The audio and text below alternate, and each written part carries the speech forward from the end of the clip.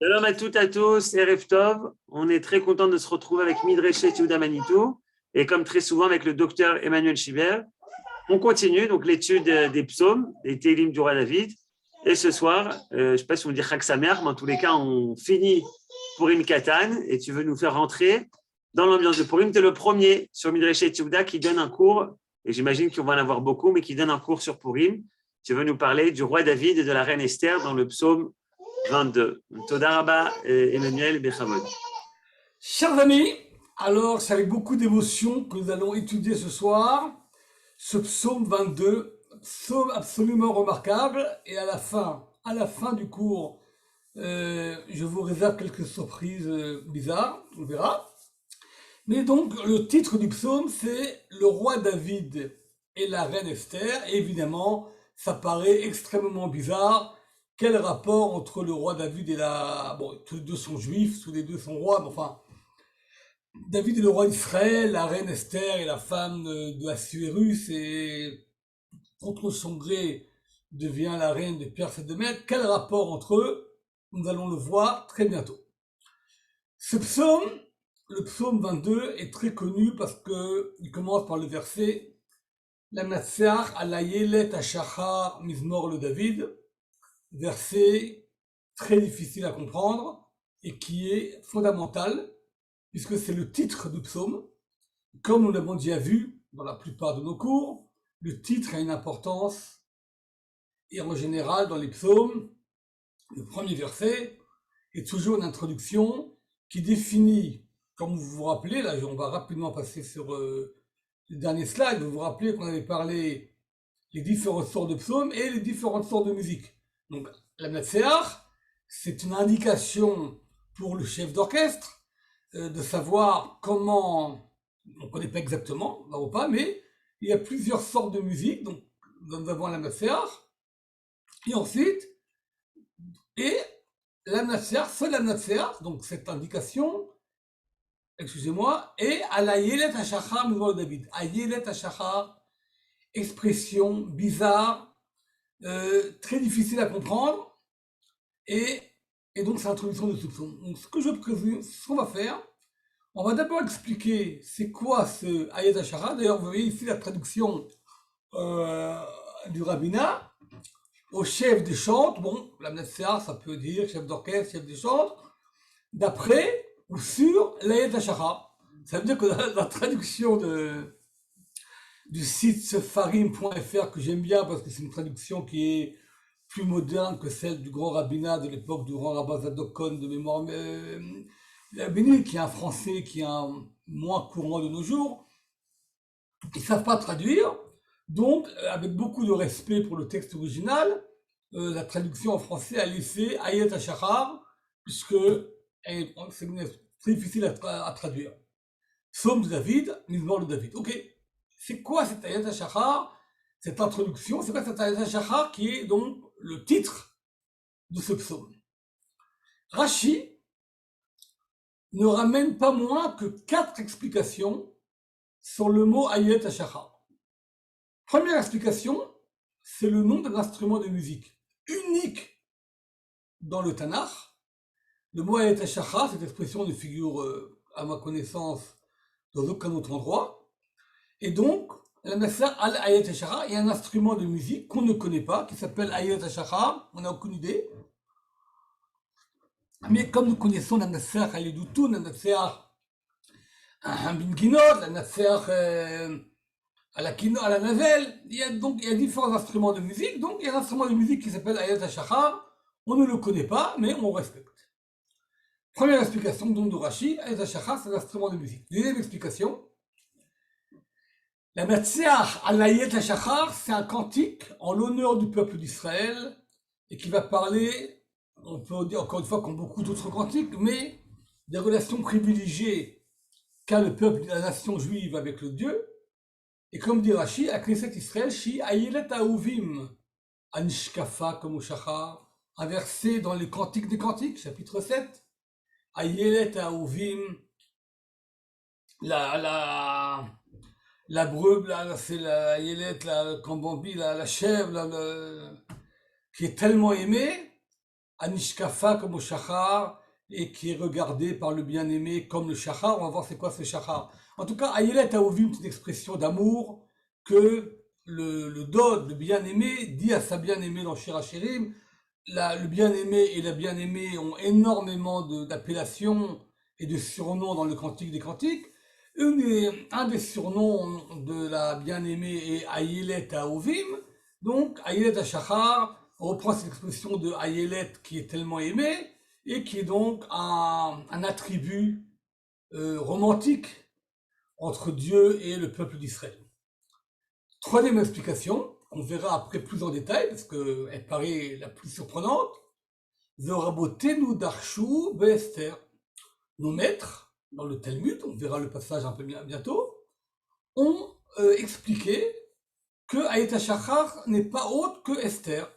Donc David aurait écrit un psaume pour Esther, où il a écrit un psaume qui prend en considération ce qui va arriver à Esther. On va voir un peu plus tard ces explications, en quoi consistent justement les relations entre Esther et David. Ou Menachem, un très grand grammairien du 9e siècle, que Rashi, Menachem et Dunash sont deux grands grammairiens qui ont écrit des livres de grammaire sur tout le peuple d'Israël, sur toute la Bible. Et Menachem explique dans son livre de grammaire que Ayelet est un langage de fort, Maoz, comme Eyaluti le Ezrati Kusha. On verra bientôt dans ce cantique un verset qui dit Eyaluti le Ezrati Kusha, ce qui veut dire ma force, Dieu, tu accélères ma force pour pouvoir m'aider. C'est-à-dire que, on va voir bientôt, le psalmiste dit ma force dépend de Dieu et Dieu m'aide en activant mes forces qui sont appelées du mot Eyaluti. Donc, Menachem il dit Ayelet HaShachar, c'est la force du Shachar. C'est quoi le mot Shachar? Et Rashi dit, première explication du mot Shachar, la Shon Shacharit. Comme le matin nous avons Birkot HaShachar. Shacharit, c'est la matinée. Shachar, c'est le matin. On commence la journée à pousser. Et Menachem, encore une fois, le même Menachem qui explique qu'Ayelet c'est la force, explique que le mot Ayelet, pour lui, le mot Shachar ne veut pas dire le matin, mais ça veut dire visiter. Comme un verset dans les proverbes, Shocher Tov Yevakesh Ratzon. Quand quelqu'un visite de façon positive, il va demander également la volonté. Autrement dit, c'est un verset où le Shachar Panecha. Quand on dit que quelqu'un veut rendre visite à un maître, Anir c'est le Shachar Panecha. Shachar donc veut dire ici visiter, donc d'après Menachem, Ayelet HaShachar voudrait dire la force de la visite. Autrement dit, David Ameler écrit un psaume qui a pour but justement d'expliquer, on verra ça après dans le psaume même, la force qu'a le peuple d'Israël dans sa relation et dans les prières qu'il a en face de l'Éternel. 4 commentaires d'Irachi, on en verra d'autres. Le Malbim ramène un commentaire qui est extrêmement intéressant. C'est un commentaire qui figure dans le Talmud de Jérusalem, qu'on verra un peu plus tard, mais qui d'après le Talmud semble être mis de côté. Ayelet, Shem, le Kochav Boker, c'est le nom de l'étoile du matin. Il y a une étoile du soir, il y a une étoile que les marins, les astronomes connaissent comme étant une étoile qui montre que c'est le début de la journée. Et Ayelet HaShachar, c'est donc cette étoile du matin. Et donc en fin de compte, d'après cela, et d'après certains commentateurs, il semblerait que ce cantique qui s'appelle Ayelet HaShachar est un cantique que David a écrit pour le service du temple lors de la matinée. C'est un psaume qui serait dit encore même avant déjà les premiers sacrifices, dès le début, dès qu'on ouvre les portes du temple et que commence l'activité journalière, la nouvelle activité d'un nouveau jour, c'est un chant qu'il faut chanter à ce moment-là, Kochav Aboker. Et d'ailleurs, certains commentateurs disent que c'est la raison pour laquelle nos sages voient dans ce psaume une allusion à Esther, puisque en perse, Esther, qui veut dire normalement la lune, Sahar, connaissez le Sahara Adom, le croissant rouge, c'est Sahar. Le mot Esther viendrait du mot Sahar en arabe, mais qui en perse veut dire la lune, mais en vérité, le mot Sahar veut dire une étoile. En arabe, c'est devenu après spécifiquement la lune, mais Sahar, c'est une étoile, et donc Esther, qui s'appelle en vérité Hadassa, et Hadassa, nous savons, le vrai nom d'Esther, c'est Hadassa, mais Hadassa, qui est Esther, a un nom perse qui est Esther, Sahar, qui est l'étoile. Donc, ce cantique de l'étoile du matin sera un cantique dédié à Esther. Cette explication de Rashi, Rabbi David Kimchi, est un commentateur extrêmement important. De temps en temps, je vous amène des commentaires qu'il faut commenter. Donc, 1160-1235, donc il est né quelques années après Rashi. Rashi, normalement, c'est 1040, 1105, ou 1100, 1105. Donc, il est né un peu après Rashi, à Narbonne. À l'époque, Narbonne ne faisait pas partie de la France comme Rashi, mais faisait partie du sud de la France, la Provence. Rabbi David Kimchi, un très grand commentateur, un très très grand grammairien. Et lui également, il va ramener une série de commentaires. La Mefer Halayat Hashara Mizmor David, il y en a qui disent, Rashi et d'autres, que Hayat Hashachar, c'est donc un instrument de musique. D'autres expliquent, comme Menachem et d'autres, que Ayelet vient du mot force, ça on l'a vu. Il y en a qui expliquent que Ayelet c'est le Kochav Aboker, c'est le commentaire adopté par le Malbim. Cela figure également dans le Talmud, mais il semble que Rabbi Yossi ben Rabbi Bon, on verra dans le Talmud, pense que c'est pas vrai, et qu'en vérité, ça ne peut pas être l'étoile du matin pour différentes raisons qu'on verra. Et la quatrième commentaire, c'est Esther. Tout ça, on l'a vu. À part ça, cinquième explication que donne le Radak, Rabbi David Kimchi, il y en a qui expliquent que ce cantique a été écrit par David quand il s'est enfui de devant Shaoul. Donc d'après ces commentaires, ce psaume fait partie d'une série de psaumes que nous connaissons. Plusieurs psaumes figurent ce qu'on appelle les Nounim, les psaumes qui sont les 50, 51, 52, 53, les psaumes que David a écrits lors de ses différentes tribulations quand il s'est enfui de Shaoul qui le poursuivait. Et donc Ayelet Hashachar serait comme Ayala, qui veut dire Ayala Shlucha, Ayala ce serait une gazelle. Et donc Ayelet Hashachar, David dit, je suis comme une gazelle qui doit s'enfuir très tôt le matin parce que je suis poursuivi. Mais, dit le Radak, à mon avis, le bon commentaire, Anachon, ce qui est juste, c'est de dire que ce Ayat HaShachar est un cantique qui est écrit sur l'Assemblée d'Israël pour l'exil.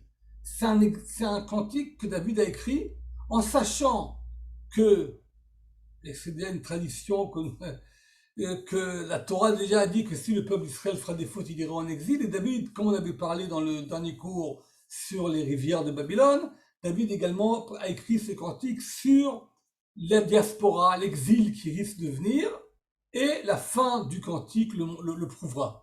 Pourquoi à ce moment-là, Ayelet HaShachar, il dit Ayelet, comme Bisfaot ou Bayot Asadeh. L'exil est appelé dans les cantiques des cantiques, Sfaot ou Ayot Asadeh, ça veut dire, c'est comme ces gazelles qui se répandent dans les champs, donc en fait, montre la dispersion, et Shachar veut dire Yofi Zohar, Shachar veut dire quelque chose de beau, comme il est marqué dans les cantiques, Mizot Anishkafa comme Shachar. Quelle est cette belle aimée qui nous apparaît comme le Shachar, c'est-à-dire avec toute sa réponse, elle est splendide. Et maintenant, elle se trouve dans l'obscurité de l'exil, et donc c'est le sens de ce psaume. Une fois que nous avons ça, revenons maintenant à ce psaume. Ce psaume-là, en gros, il est partagé en deux parties, que j'ai repartagé en 4 parties. Il y a les 2 premières parties, c'est une sorte de détresse du psalmiste par rapport à Dieu. Il a une détresse, il est attaqué, il est opprimé. Et ensuite, la deuxième partie, qui commence avec le verset 20, elle, au contraire, nous montre la prière, la délivrance, et après, une délivrance qui est que même les nations reconnaissent que Dieu est roi. Voilà, donc c'est alors la première partie que j'intitule le cri de détresse vers Dieu. Donc, à la demande de plusieurs parmi vous, et je pense que c'est très bien, je repartis en laissant en haut le texte en hébreu qu'on étudie, et en bas, pendant que j'explique le texte d'en haut en hébreu, vous avez tout le loisir de lire le texte d'en bas, qui est une traduction. Toute traduction, évidemment, est toujours partielle, mais encore une fois, elle est assez correcte. Mais alors, la personne achète une demande de David. Alors, c'est quoi ce cantique? Il y a un cri. Eli, Eli, lama azabtani. Mon Dieu, pourquoi tu m'as abandonné? Rachok mishuati. Tu es loin de ma délivrance. Divrei shagati est loin des paroles de mes cris. Ça veut dire, il y a un appel du psalmiste vers Dieu. Dieu, je suis en détresse, tu m'as abandonné, je crie et tu m'écoutes pas. Pire que ça. Elohai ekra yomam velo tane, velaila velo dumiali. Mon Dieu, je t'appelle dans la journée et tu ne me réponds pas, et dans la nuit et tu me laisses en silence. Autrement dit, si en général, dans la plupart de nos midrashim, nous savons que la journée est assimilée au soleil, au chesed, là où tout va bien, et la nuit c'est l'exil, autrement dit, de toute façon, tu m'écoutes plus. Et c'est bizarre, dit le psalmiste. Va-t'en, le chef d'Israël, un verset que nous utilisons énormément dans la prière. Souvent dans la prière, nous invoquons ce verset, Va-t'en, Kadosh Israël, du Karazel Zevamar, un verset que nous disons dans Ouval et Sion, et dans différentes prières. Et là, le verset veut dire, c'est très étonnant, dit cette personne qui interpelle Dieu, parce que Dieu, à Kadosh, le chef, Tilot Israël, tu es saint, et tu es également la source de toutes les louanges d'Israël. Autrement dit, cette personne qui invoque l'Éternel et qui souffre de l'éloignement qu'il a et que Dieu ne l'écoute pas, dit, mais en général, on avait l'habitude dans le peuple d'Israël que tu nous écoutais. Tu es la source des louanges d'Israël. Donc pourquoi tu n'écoutes pas maintenant? Un becha batrou avotenu, batrou vatefaltemo. Et en général, c'est que en toi que nos ancêtres avaient confiance. Ils avaient confiance et tu les sauvais. Ça veut dire, encore une fois, cette dichotomie. Moi, dit le psalmiste, je t'appelle, je t'invoque et tu ne me réponds pas, alors que nos ancêtres, qui avaient confiance en toi, à chaque fois que tu les sauvais. Et les chazakou venim latou, bechra vatrou veloboshu. Eux, nos ancêtres, ils criaient vers toi et tu les sauvais. Bechra vatrou veloboshu, ils avaient confiance en toi et ils n'avaient pas honte. Parce qu'à chaque fois que tu les sauvais, ils allaient bien. Donc ils n'avaient pas de quoi avoir honte. Et par rapport à ce qui s'est passé avec nos ancêtres, dit la personne dans laquelle que David invoque dans ce psaume, va nourrir. Moi, par contre, Tolaad veloi, je suis une vermine. Je suis même pas un homme. Cherpat adam ou bezouyam. Je suis quelqu'un qui est un déchet humain et un mépris, un peuple de mépris. Horrible cette phrase. Autrement dit, le psalmiste dit, Dieu, je suis dans une telle situation, je regarde mes ancêtres que tu as toujours écoutés, et moi, encore une fois, c'est qui cette personne? C'est le peuple d'Israël, comme dit le Radak. On verra plus tard que d'après nos sages, c'est également Esther qui a dit ça. C'est qui cette personne? En tout cas, le psalmiste, il dit, par rapport à mes ancêtres qui étaient bien choyés et avec qui tu avais des bonnes relations, moi, je suis devenu une vermine. Donc, je suis devenu là, malheureusement de nos jours. Quand David a écrit ça, peut-être que les gens ne croyaient pas, mais de nos jours, avec tout ce que le peuple juif a vécu, les pleines destructions du premier temps, du second temps, on va pas parler de toutes les croisades, etc., jusqu'à la Shoah, et même aujourd'hui, avec l'antisémitisme qui est en train de renaître, on sait à quel point on peut comprendre cette détresse du psalmiste qui se trouve dans une situation horrible de détresse et dans lequel il sent qu'il est la mépris de tous. Kol ro'ai yaligouli, tous ceux qui me voient se moquent de moi. Yaftiru besafa roche. Ils se moquent, ils font des grimaces, ils bougent la tête, toutes ces interpellations que nous connaissons comme ça. T'es juif, etc. Tous ces mimiques qu'on connaît tellement bien. Le psalmiste, il répond.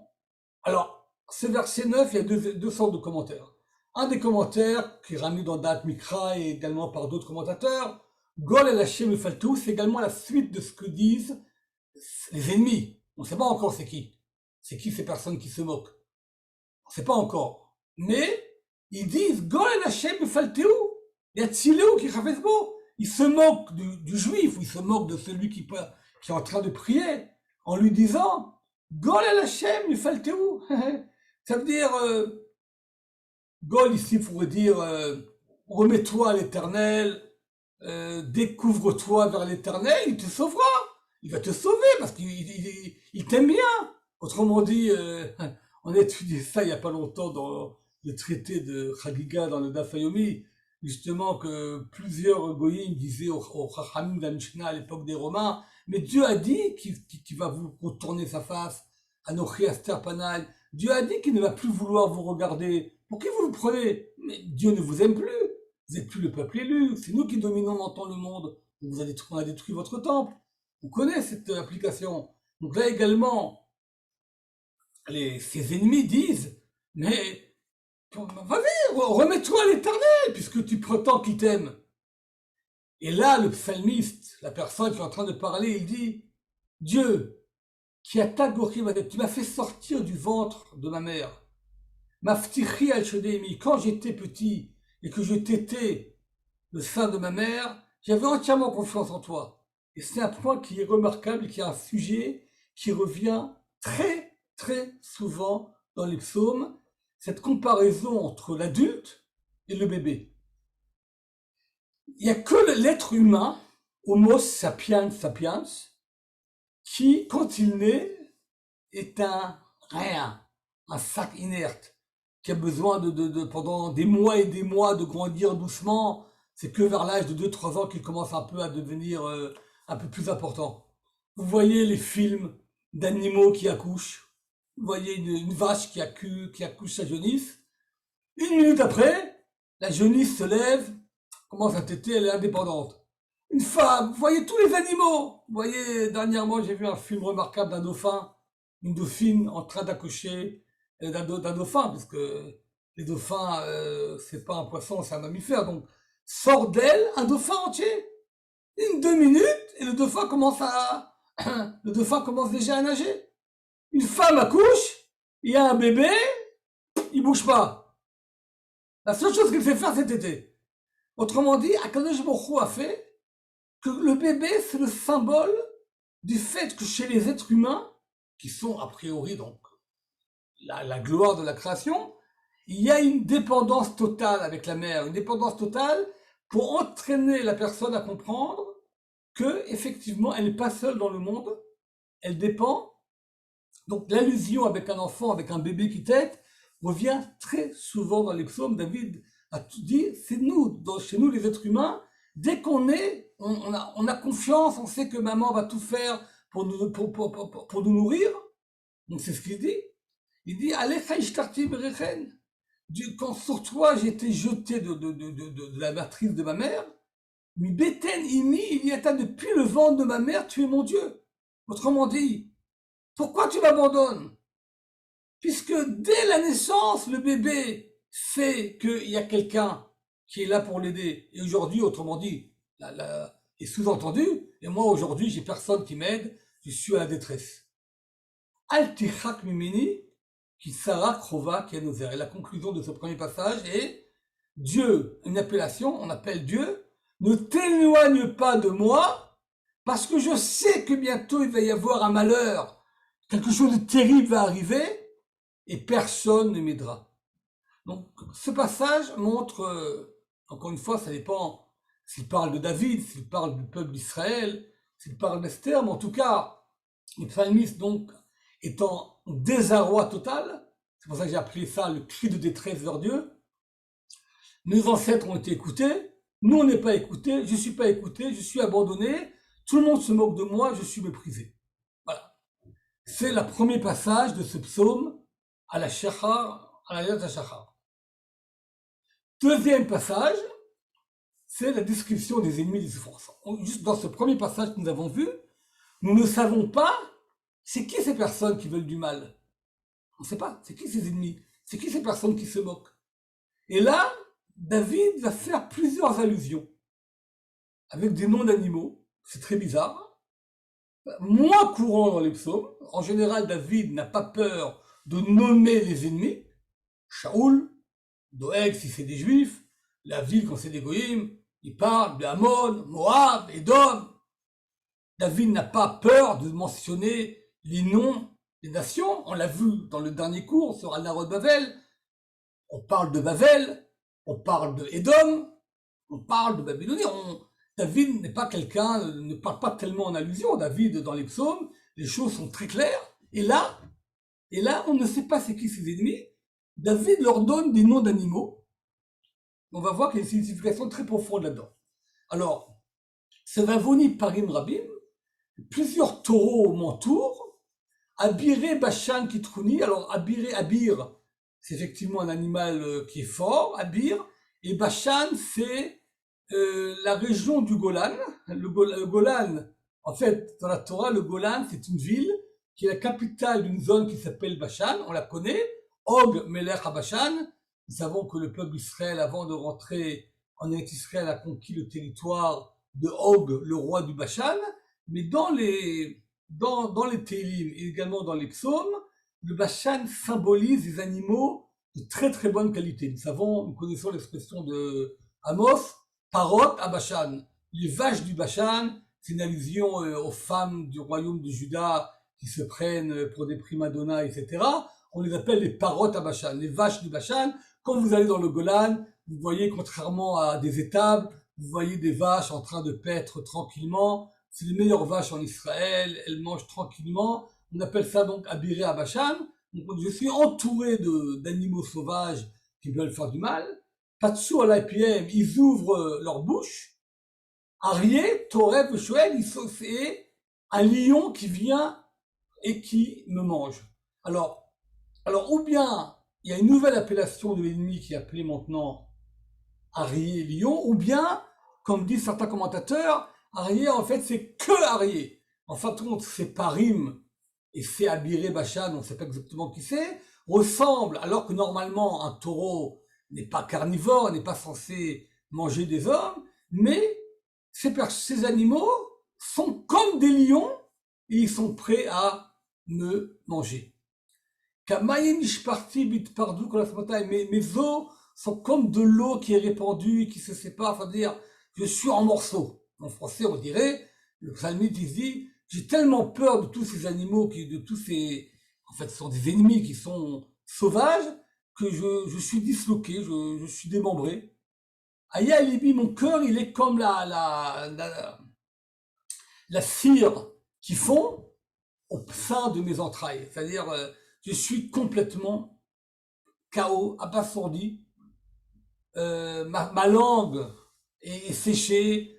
Je suis comme quelqu'un de mort. Et, le verset 17, je suis entouré de chiens.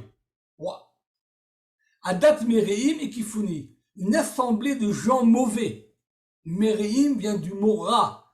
Mereim, ce sont des gens qui sont profondément mauvais. Je suis entouré de personnes mauvaises. Alors regardez le nombre d'expressions différentes en hébreu que David utilise pour expliquer à quel point il est entouré d'ennemis. Sevavuni, du mot saviv en hébreu autour.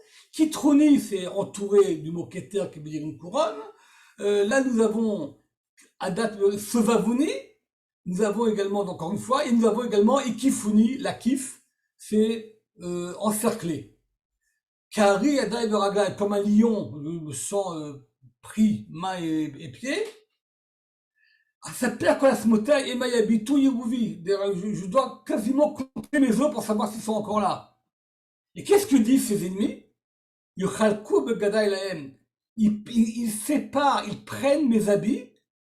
Et même, Valevushi a pu le Goral, ils sont prêts à tirer au sort mes vêtements.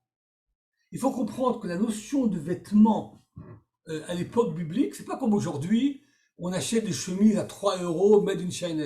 Un vêtement, à l'époque biblique, la plupart des gens, alors je ne parle pas des rois qui avaient une garde-robe mais pas énorme, un vêtement c'est quelque chose de très cher. Plusieurs personnes, les pauvres, ou les personnes même de la classe moyenne, avaient quelques vêtements, ce qu'on appelle Khalifot Gadim. Quand les frères arrivent chez Joseph, il leur offre en cadeau des Khalifot Gadim, des sortes de complets. Imaginez un peu un vice-roi. Aujourd'hui, imaginez aujourd'hui que Bill Gates a un frère qu'il n'a pas vu depuis des années, avec qui il fait la paix, et le frère et Bill Gates lui offre en cadeau un complet. Bon, il dit attends, ça va un complet, je peux aller moi-même au magasin chez Tati et m'acheter un complet. Non, il faut comprendre. À l'époque biblique, un vêtement, c'est très cher. Quand Samson tue les 30 Philistins, il leur prend les vêtements, il promet des vêtements. Des vêtements, c'est quelque chose de très cher. Et là, donc, il se partage, il tire au sort mes vêtements. Donc, et malheureusement, ça nous rappelle encore, je veux dire, c'est le genre de psaume qui nous rappelle tellement la Shoah, ces amas de vêtements qu'on enlève aux Juifs et qu'après, les Allemands veulent l'utiliser après parce qu'il leur manque des vêtements, etc. Donc, il y a une description. Mais encore une fois, ce qui est intéressant ici, c'est l'appellation de ses ennemis. Chose très peu courante dans les psaumes, ils ont des noms d'animaux. Parim, Arié, Klavim, des chiens. Ça veut dire que ces personnes qui veulent faire du mal, qu'après sont appelées Adat Mereim, sont comparées à des animaux. On va voir un peu après, concernant Esther, l'importance de cette comparaison.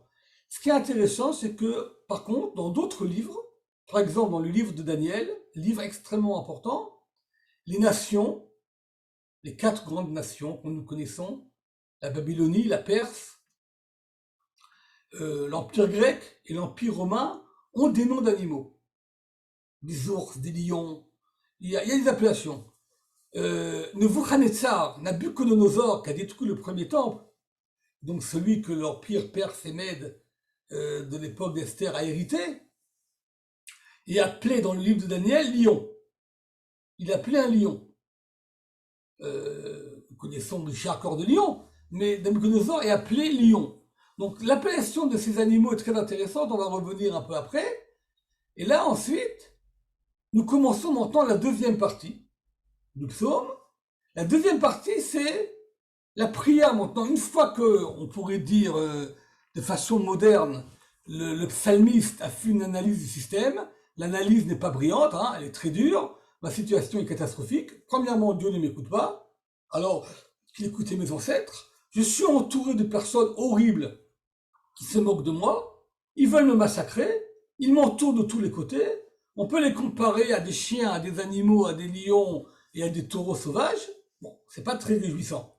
Maintenant, donc, il y a un appel du psalmiste à Dieu, c'est la situation, je t'invoque, sauve-moi. Donc si le psaume commence avec l'appellation Élie, Élie, lama sabachthani, pourquoi tu m'as abandonné? Là, en quelque sorte, le psalmiste se reprend, il dit, bon, si c'est ça la situation, Dieu, je t'invoque, et en quelque sorte, j'ai confiance que tu finiras par m'écouter, mais vraiment, je te supplie, écoute-moi. Alors, qu'est-ce qui se passe? Vata Hashem al tichak, Dieu, ne t'éloigne pas de moi. Et Yalouti, les Artikusha. Et ce verset que nous avons vu, dans ma force, il faut que tu viennes vite, que tu me donnes des forces pour arriver à mon secours. Atzila micherev nafshi. Sauve-moi, sauve mon âme de l'épée. C'est-à-dire, il y a quelqu'un qui veut me tuer, sauve-moi. Miyad kelev yuchidati, d'un chien unique, ici yuchidati. Alors yuchidati, c'est également une allusion à mon âme. Si nafshi, c'est le côté le plus matériel de l'âme, ce qu'on appelle nefesh, nous savons qu'il y a plusieurs degrés dans les âmes. Le Talmud nous rappelle que David nous parle de 5 âmes, qu'on appelle nefesh, ruach, neshama, chaya et yichida. Yichida étant le niveau le plus élevé, le plus divin de l'âme. Et donc, Atzila micherev nafshi, sauve mon âme de l'épée, et yichidati, qui est donc le côté le plus secret de mon âme, sauve-moi de ça d'un chien. De quel chien on parle? On ne sait pas. Et juste après, il y a une remise, on ne parle plus du chien, au chieni mi piarier, ou mi carne remim anitani. Sauve-moi d'un lion. Alors au début, le psalmiste dit sauve-moi d'un chien. Maintenant, sauve mon âme, machin. On dit sauve-moi d'un lion, ou mi carne remim anitani, et des cornes de buffle. Bon, c'est traduit en français buffle, mais remim, c'est un animal qu'on ne connaît pas exactement, qui ressemble un peu au taureau, peut-être pas forcément un buffle, mais c'est également un animal qu'on rencontre dans la Bible. Il y a plusieurs versions aujourd'hui, c'est qui ce Rémim. En tout cas, on parle également donc d'un autre animal qui ressemble et qui s'appelle Rémim.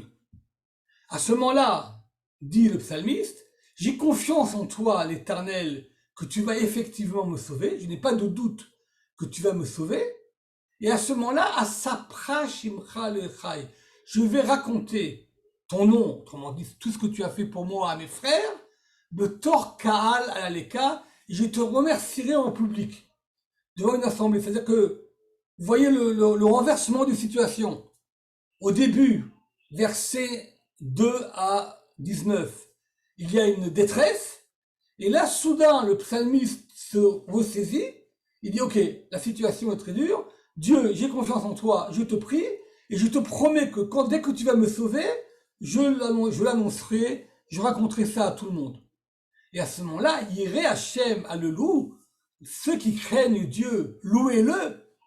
Kol Vera Yaakov Kabdou, toute la descendance de Yaakov, honorer, respecter l'Éternel, le gourou Mimenu Kol Israël, et le craignez-le, tout descendant d'Israël. D'après certains, ce sont des niveaux différents de juste dans la nation juive. Nous avons les Yireh Hashem, ceux qui craignent Dieu. Nous avons le Zera Yaakov, les descendants de Yaakov. Et ensuite, nous avons Zera Israël. Il y a plusieurs explications là-dedans, on n'a pas le temps de rentrer dans toutes.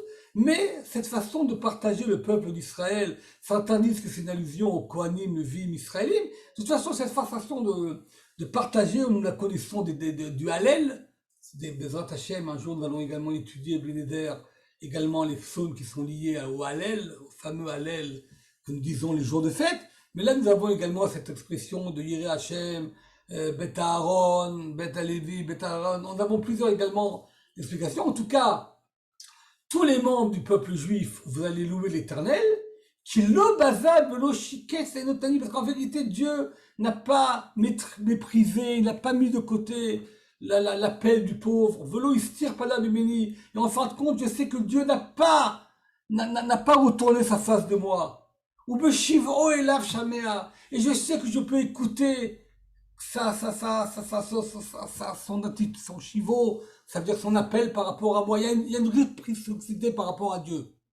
Mitra Tuilati, toute ma louange, elle provient de toi. Du fait que tu m'as sauvé, donc maintenant je vais te louer. Le Kaal Ram Daraya Shalem Negadirav. Et devant une grande assemblée, je payerai tous les vœux que j'ai faits. Nous savons qu'en cas de détresse, on apprend ça de Yaakov. Quand Yaakov doit s'enfuir et va arriver à Haran, Yaakov fait un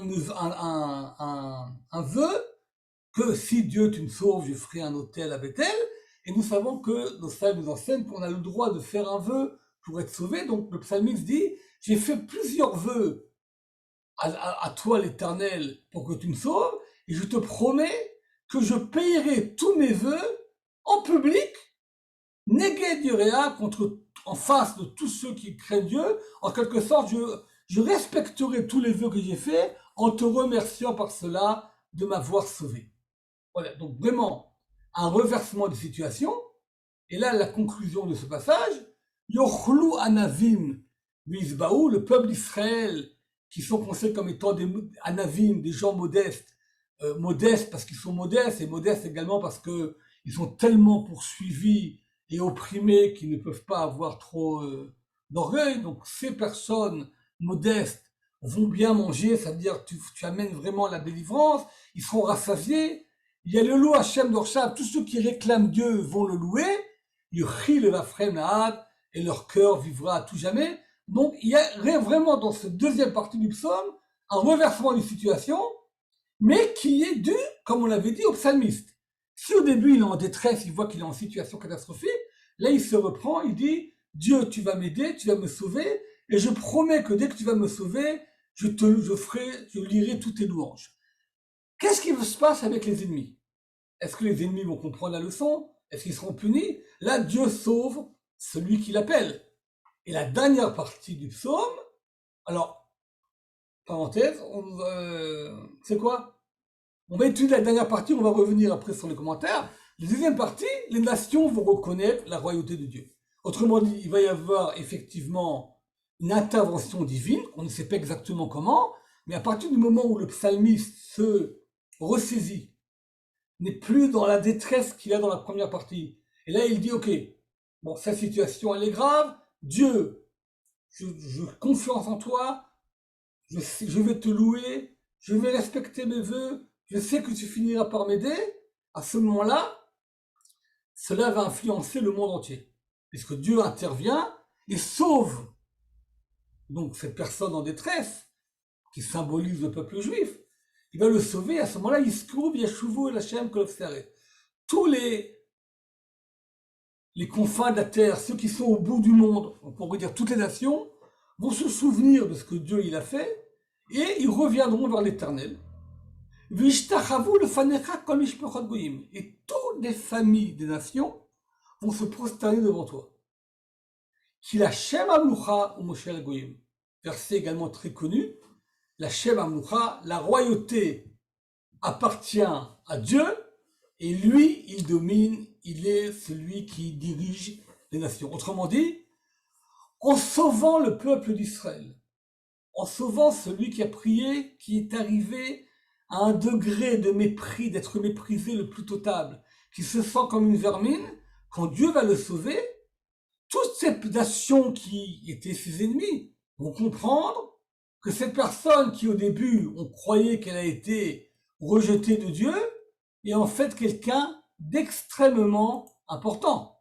C'est quelqu'un de très, très, très important, cette personne-là, puisqu'en vérité, Dieu l'aime, Dieu l'aide, et à ce moment-là, les nations vont reconnaître, par le fait que la personne, le peuple, le symbole qu'on a vu maintenant a été sauvé, que Dieu est celui qui gouverne, puisque si une personne aussi méprisée, qu'on lui prend même ses vêtements, et après sauvée par Dieu, ça veut dire que Dieu l'aime bien. Autrement dit, le peuple d'Israël va devenir le garant de la repentance des nations.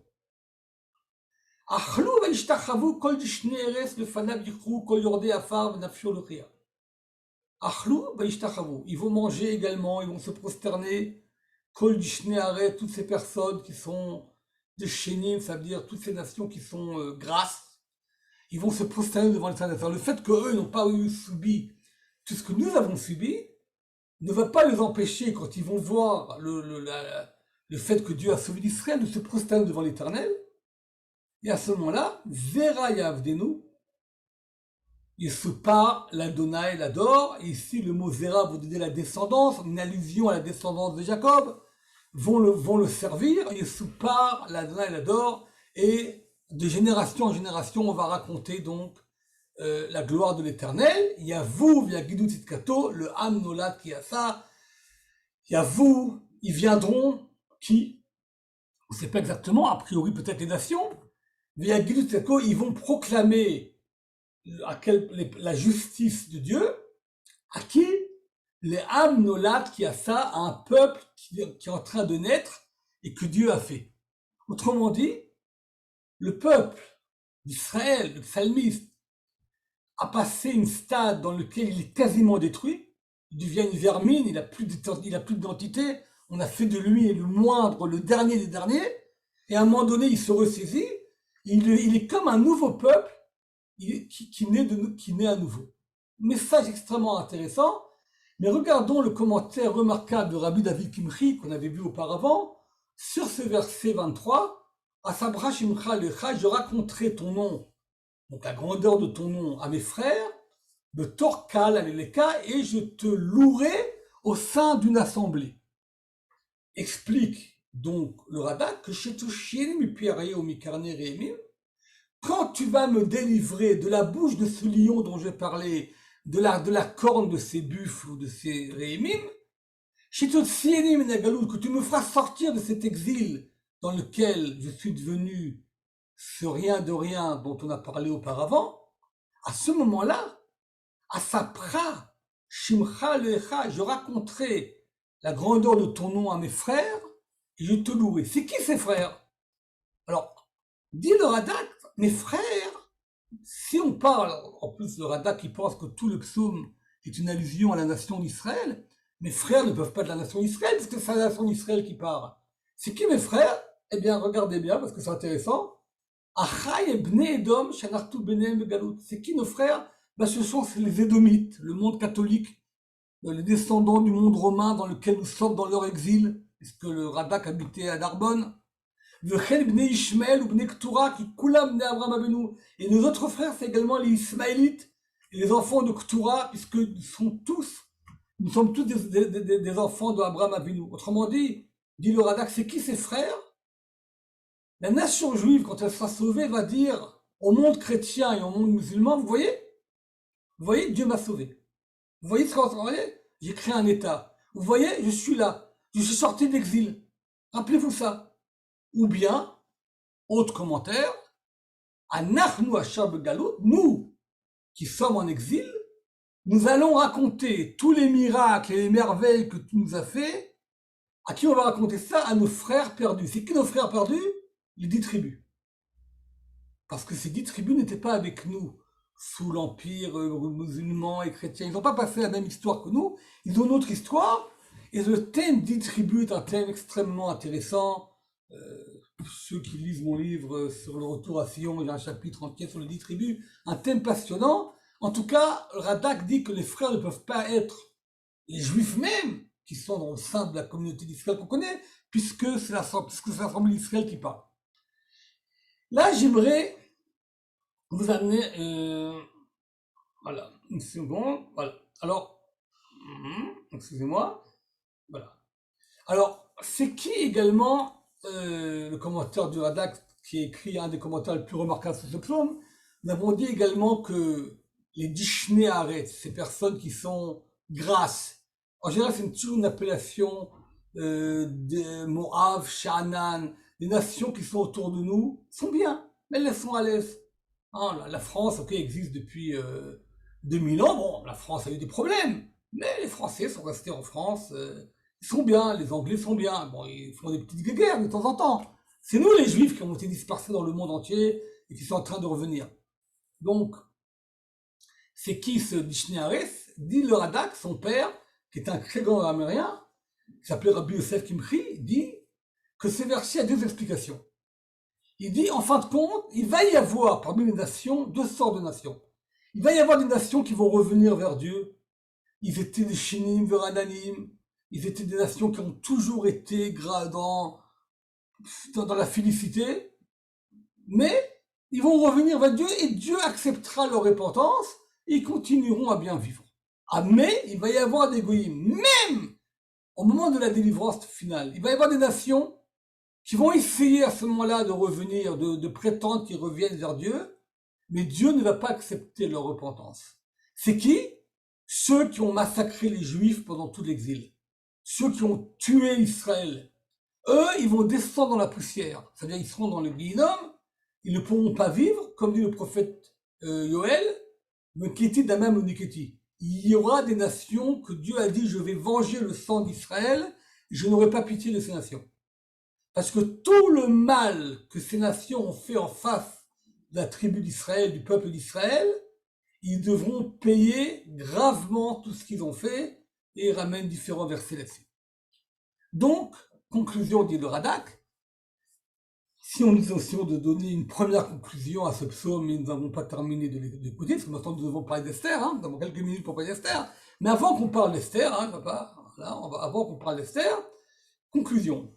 Nous avons un psaume qui effectivement parle de la détresse d'un juif ou du peuple juif ou de la nation juive, une détresse totale, une situation de décadence horrible dans laquelle le sentiment c'est d'être une vermine, d'être rien, même les vêtements qui sont au moins le dernier symbole d'humanité, de différence entre un homme et un animal, c'est la dernière chose qui reste à un homme avant de devenir un animal, c'est le fait d'avoir un vêtement. Quand on est nu, on est comme un animal. On n'a rien. Et là même ses vêtements, on les prend. C'est la première situation. Le psalmiste se ressaisit, reprend un peu de poil à la bête, on dirait en français, prie et confiance en Dieu et dit, je sais à ce moment-là que tu vas me sauver. Effectivement, Dieu le sauve et à ce moment-là, c'est tellement bizarre pour les nations que Dieu sauve une nation comme le peuple juif qui arrive à un degré tellement bas que ces nations vont commencer à se repentir, à revenir vers Dieu en voyant ce retour d'Israël, le retour de cet exil de la nation qui est méprisée. Mais parmi ces nations, certaines qui n'ont pas fait trop de mal à Israël pourront revenir et auront une place dans le monde, et d'autres seront punies gravement par l'Éternel et parce qu'elles ont fait trop de mal. Voilà, c'est le début. Alors, quel rapport avec Esther? Le traité de Megillah nous dit que quand Esther est allée voir le roi Achashvérosh, après le décret d'Aman, et que Mardoché a dit à Esther, tu dois aller voir le roi Achashvérosh et le supplier de sauver le peuple juif. Et Esther lui dit, mais Mordechai, tu sais très bien que depuis l'histoire de Bigtad et Teresh qui ont voulu porter atteinte à la vie du roi Achashvérosh, il est devenu paranoïaque, et toute personne qui s'approche du roi sans être autorisée et sans avoir été appelée par lui, elle est tuée. Moi, elle a dit c'est également valable pour elle. Mordechai lui donne une leçon terrible de morale, lui dit c'est pour ça que tu as été nommée reine, tu fonces voir Achashvérosh. Bon, elle demande de jeûner, etc. Et Esther se trouve devant Achashvérosh. Amar Rabbi Lévi. Rabbi Lévi nous enseigne que quand Esther est arrivée, il y avait avant la maison d'Achashvérosh, il y avait des statues d'idolâtrie. Il y avait plein d'idolâtrie. Quand elle arrivait au Beth Hatzlamim, cette pièce pleine d'idolâtrie, Nistalka et Mina Ashrina. Avant, Esther avait sur elle une présence divine. Elle savait que Dieu était avec elle. Et quand elle arrive auprès d'Achashvérosh, elle passe devant des zones remplies d'idoles, d'idolâtrie. La présence divine s'éloigne d'elle. Et là, Esther aurait dit, selon nos sages le verset, Eli, Eli, lama azaftani. Dans une seconde, je vais voir Achashvérosh et tu n'es pas avec moi. Autrement dit, Esther dit, je ne peux pas aller seul voir Achashvérosh, il faut que Dieu soit avec moi. Et à ce moment-là, si justement peut-être que, et à ce moment-là, Esther dit, pourquoi tu m'as abandonné Dieu? Et puis il y a plusieurs possibilités. Peut-être une possibilité, c'est que je vais de mon propre gré voir Achashvérosh et qui sait qu'est-ce qu'il va faire avec moi après. Jusqu'à maintenant, j'étais violenté par eux, mais est-ce que maintenant, tu me considères comme étant quelqu'un qui veut aller vers Achashvérosh? Est-ce que tu prends quelqu'un qui faute de façon involontaire comme quelqu'un qui veut fauter? Et à part ça, et peut-être que la raison pour laquelle tu m'en veux, c'est parce que j'ai appelé Achashvérosh un chien. Atsila micherev nafshi miyat keleb yochidati. Le Talmud ramène ce verset. Peut-être que j'ai considéré Achashvérosh comme étant un chien. Je suis prêt à l'appeler un lion. Ah, passage très bizarre. Il faut comprendre que le chien et le lion symbolisent parmi les nations de force. Le chien, c'est un côté très bas. Aujourd'hui, on parle de chien comme ça, mais dans la notion de nos sages, le chien, c'est la Torah interdit de donner, d'acheter un sacrifice avec de l'argent qu'une prostituée a reçu, ou bien de l'argent qui provient de la vente d'un chien. Et nanzona ou mechir kelev lotavi bet Hashem lokecha. Donc l'argent d'une prostituée et le prix d'un chien, tu peux pas amener à la maison de Dieu. Pourquoi un chien plus qu'un autre animal? Le Natsiv de Volodjin, dans son commentaire, le Megdabar dit, le chien symbolise un côté spirituel. On voit les personnes qui s'occupent de leur chien, ils adorent le chien, ils parlent avec leur chien, etc. Donc en vérité, le chien symbolise une volonté de spiritualité qu'on n'arrive pas à réaliser. Dans le peuple juif, on n'a pas besoin de chien. Nous avons la Torah, un homme peut devenir spirituel, même le juif le plus simple peut accéder à des hauts niveaux de spiritualité. Cela est moins courant chez les nations dans lesquelles, en général, c'est les hommes de religion qui deviennent des hommes plus ou moins spirituels encore, mais certainement pas le monsieur lambda qui, lui prend son chien et donc il a un niveau bas. Donc, j'ai considéré comme étant Achashvérosh, qui quand même était le roi de 127 pays, comme étant un chien. C'est une erreur. je dois comprendre que quand tu nommes quelqu'un à un poste aussi important que de devenir une des grandes puissances, c'est pas un chien, c'est un lion. Bon, mais en tout cas, ça je vois comme étant Esther comme étant celle qui aurait dû ce psaume. Alors en quoi c'est lié à Esther? Alors, ce qu'on peut dire, c'est que David, encore une fois, avec le roi Hakodesh, David écrit un psaume. C'est pas que David écrit le psaume spécialement pour Esther, il écrit un psaume pour toute personne, pour tout juif, pour toutes les folles de la nation juive est en détresse, mais Esther a compris que ce psaume est le psaume le plus adapté à la situation dans laquelle elle est. Donc c'est pas forcément que David a écrit le psaume pour Esther, David a écrit le psaume pour tout cas de détresse. Esther a lu ce psaume au moment où il fallait. Le Talmud de Jérusalem nous raconte un passage exceptionnel qui explique une notion de Ayelet HaShachar qu'on n'avait pas encore vue, qu'on a vu peut-être que par allusion, mais qui explique le Talmud de Jérusalem la relation entre Ayelet HaShachar et le traité et Esther. Le Talmud nous raconte que Rabbi Chia Rava et Rabbi Shimon ben Chalafta, deux grands maîtres de Rabbi Chia Rava était un élève de Rabbi Yuda Hanassi, donc deux grands maîtres de la foi de la Mishnah, étaient en train de marcher ensemble dans la vallée de Arbel, de Kritsata. Kritsata, c'est le début de la matinée. En hébreu, on dit Koretz, c'est quand quelqu'un fait comme un clin d'œil. C'est quand le soleil commence à nous devenir un petit clin d'œil.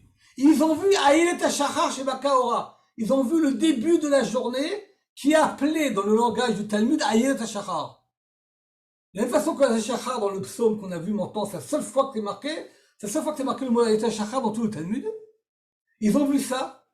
Et Rabbi Chia a dit à Rabbi Shimon Chalafta, il a dit, Rabbi, ça veut dire mon cher ami, tu es un chacham. C'est comme ça la délivrance du peuple d'Israël. Elle ressemble à Ayelet HaShachar au début de la journée.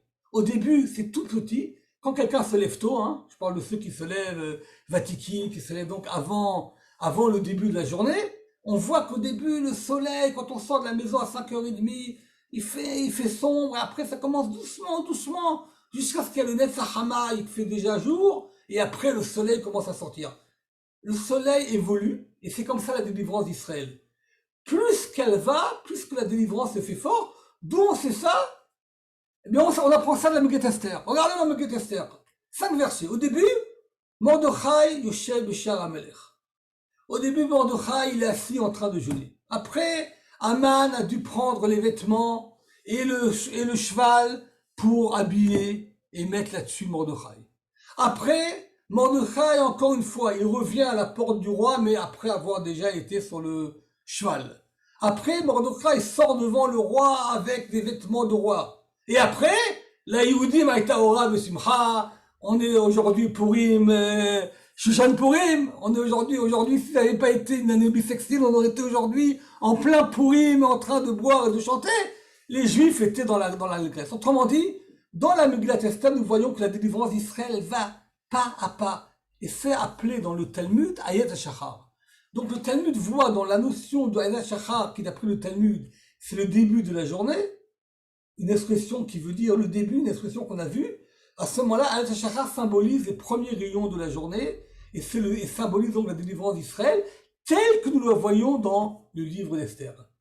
Et c'est pour ça que dans le traité de Yoma, Rabbi Assi nous enseigne pourquoi Esther ressemble au Shachar, donc à cette matinée, pour nous dire que de la même façon que le matin est la fin de la nuit, Esther sera également la fin des miracles, autrement dit les derniers miracles mentionnés dans la Bible.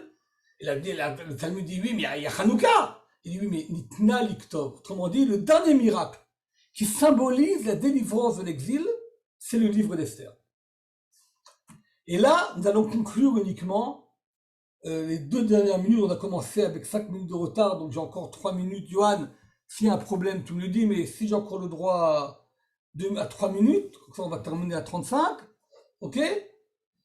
On a quelque chose d'absolument remarquable, également que ramène le Radak, mais dans ce commentaire, le Rama. Le Rama nous dit, bien, alors, à la fin du psaume, on dit, ils vont venir, il dit, Aolim Agalout, ceux qui reviennent de l'exil vont venir, et ils vont venir de tous les coins de la terre pour raconter la louange de Dieu.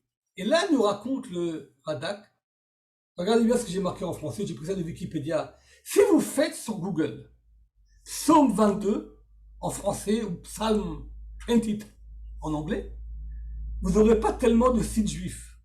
Vous aurez des dizaines et des dizaines de sites catholiques, évangéliques, bibliques. Le psaume qu'on a lu maintenant, qui est un psaume tellement juif, eh bien, comme d'habitude, l'Église s'est approprié, d'après 2 passages des évangiles, ce psaume a été dit par Jésus avant d'être crucifié. C'est pas mal, faut être fort. Non, mais c'est, je vais connaître, il faut être fort pour dire ça, bon. Et là, le Radak, donc vous voyez, donc c'est marqué, donc il ramène plusieurs versets. Alors regardez, il y a plein, donc d'après la tradition chrétienne, le psaume 22, c'est le psaume de la crucifixion de Jésus. Il faut du toupet pour le dire, mais ils le disent. Et là, le Radak, qui a vécu parmi des chrétiens, explique longuement dans son commentaire, j'ai expliqué uniquement en partie, que ce psaume est le contraire exact de tout ce que l'Église enseigne. C'est ce qu'il dit à la fin, à la fin c'est marqué que toutes les nations du monde vont louer. Il dit, ni les juifs, ni les musulmans croient en Jésus, en tant que fils de Dieu en tout cas, parce que les musulmans le croient en tant... Il a dit, mais ce psaume n'a aucun rapport avec Jésus. Et là, je vais raconter une petite histoire dans les dernières minutes qui me restent. Quand j'avais 14-15 ans, je me rappelle, mon père, Alain Shalom, revenait tous les jours avec le Figaro.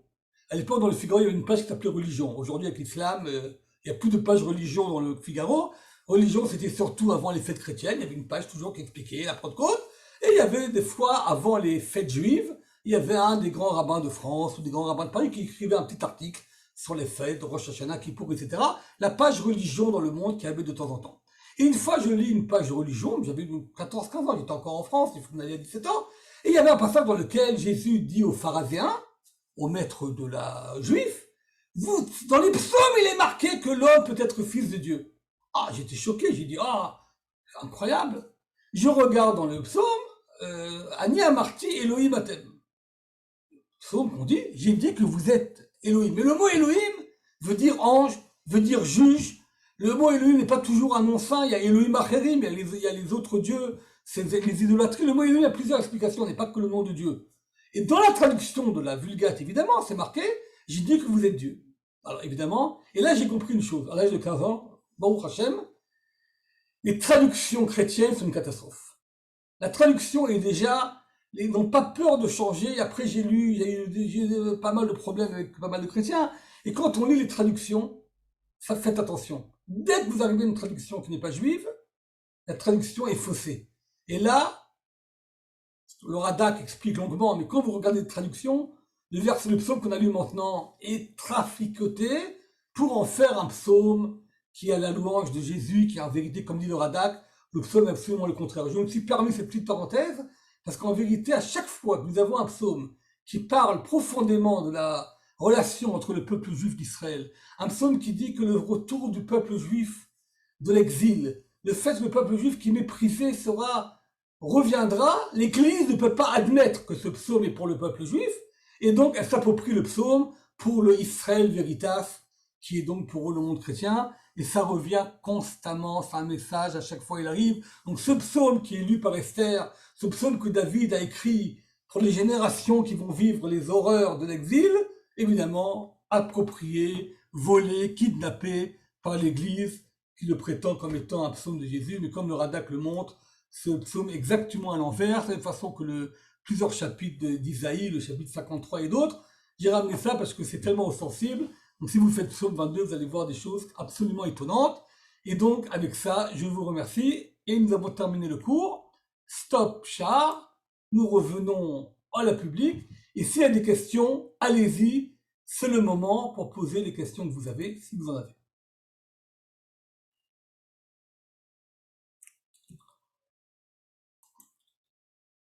S'il n'y a pas de questions, gardez ce psaume. Alors ce psaume-là, donc uniquement pour conclure, c'est le psaume... Merci beaucoup, Toda Rabba, docteur Schibert. C'est moi qui n'étais pas très actif. Magnifique cette fin du psaume. Maintenant, s'il y a des questions, c'est le moment d'ouvrir votre micro. Des réactions ou des questions. Dans la tradition de la plupart des communautés, Ashkenaz, dans pas mal de communautés sfarades, nous lisons le psaume 22 le jour de Purim. C'est un jour que nous lisons, Effectivement, et le Gaon de Vilna, qui d'après la tradition ashkénaze lituanienne, il y a un psaume spécial pour chaque fête, c'est le psaume de la fête de Purim, à cause justement de ce qu'on dit nos sages, que Ayat HaShachar est une allusion à Esther, ou que c'est le psaume que Esther a adopté le jour où elle est allée voir Achashverosh, et tout a changé, puisque à partir de cette rencontre entre Esther et Achashverosh, a commencé doucement ce processus de rédemption que vous avez vu maintenant. Donc ce psaume est le symbole de la fête de Purim. Donc aujourd'hui, le jour du petit Shushan Purim, puisque nous ne sommes que à Darin, dans un mois nous aurons le vrai Purim, je pense que c'était le psaume le plus adapté pour l'étudier ensemble dans le cadre de nos cours de Télim. S'il n'y a pas de questions, je ne peux que vous souhaiter une très bonne fête de petit Purim avant d'arriver dans un mois au grand Purim et dans 2 mois au grand Pessah. Voilà.